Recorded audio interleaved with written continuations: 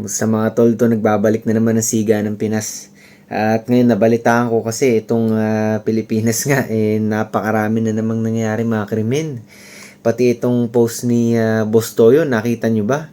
Na sinasabing yung dalawang kaibigan niya na mga negosyante na hold up parehas. Tsaka yung mga kaibigan ko rin, yung iba na nanakawan sila dyan ngayon. Tapos meron ding mga nangyayaring mga patayan sa paligid. Noong panahon ni Digong, ang mga karamihan sa mga natatamaan nun, yung mga kriminal talaga, tsaka yung mga masasamang loob na nung term niya natakot at talagang gumanda ang ating peace and order, no. Pero ngayong kabaliktaran, yung mga masasamang loob ang lumalakas ang loob, na yung tina-target ay yung mga inosenteng tao, yung mga walang kalaban-laban. Kaya nagkakaganyan kasi syempre sa tingin ko, no, sa palagay ko, yung mga tao ngayon parang tingin nila na hindi masyadong tinututukan ng gobyerno ang peace and order ng bansa natin.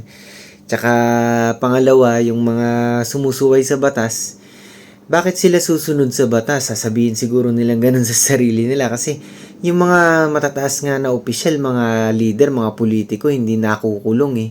Ang ninanakaw, mga bilyon-bilyones eh. 'Di ba? So, gagawa na lang din sila ng mga kahayupan. Magnanakaw na lang sila sa mga komunidad nila o kaya mga hold up, tatargetin nila yung mga mayayaman, mga negosyante, 'di ba? May mga alahas. Oh, ganyan ngayon sa Pilipinas, kawawa mga tao, yung safety, nakaka-alarma na talaga. Kahit yung mga malalaking personalidad na mga ganito, no, mga vlogger, hindi na mapigilang mag-post ng kanilang mga sentimento. Kasi talagang nakaka-alarma nga yung sa safety nila tsaka ng pamilya nila. Siyempre, lumalabas sila ng mga kabahayan nila araw-araw. Posible rin mangyari yan sa kanila tsaka sa mga iba rin na yung mga nagdadala ng mga high value items, no. Hindi naman dapat na ganyan na matakot ka pag lalabas ka, di ba? O, bibili ka ng mamahaling iPhone o kaya ng alahas, karapatan mo isuot yan dahil syempre pinagpagura mo yan, di ba? O, kita nyo dito sa Singapore, kahit na madaling araw o gabi, walang holdapan dito nangyayari dahil nga siyempre nag-iinvest ang gobyerno dito dahil hindi nga corrupt, magaling nga, tsaka mga hanis sa mga government official, puro CCTV sa paligid. Sa atin, ang ginagawa, kinukurap, kinikickback lang ng mga politiko. So, yan ang epekto. Peace and security, tsaka yung ekonomiya rin, apektado rin syempre. Dahil domino effect nga yan syempre. Paano magtitiwala yung mga negosyo sa atin kung simpleng paglabas nila maaari silang ma-hold up o kaya may dala-dala silang mga malalaking amount ng pera tapos bigla silang harangin o riding in tandem o hold upin, di ba? Paano na lang magtitiwala yung mga ganyang mga businessmen sa bansa natin? Hindi tatagal talaga, mababang karote ang Pilipinas at ang kawawa dito hindi yung mga negosyante, yung mga simpleng mamamayan na hindi talagang nag-earn ng malaki kada buwan. Yung mga minimum wage earners ang tatamaan dito. Sila yung mga trabahante nitong mga negosyante.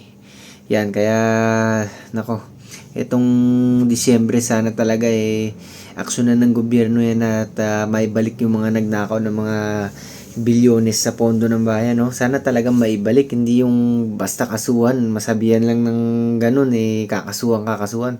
Dapat makuha na talaga yan. Tsaka yan, higpitan yung peace and security. Dapat talaga isulong na yung death penalty for heinous crimes, no? At magbigay sila ng example kasi. Pakulungan nila itong mga malalaking politiko para matakot din yung mga gumagawa ng krimen sa atin, no. Kaya patuloy lang tayong sumuporta kahit dito kaya suspended Congressman Kiko Barsaga hanggang ngayon hindi pa siya nakakabalik sa pagkakaalam ko, pero tuloy-tuloy lang tayo sa pagsuporta sa kanya social media at saka yung mga ibang pag-asa ng bayan, no.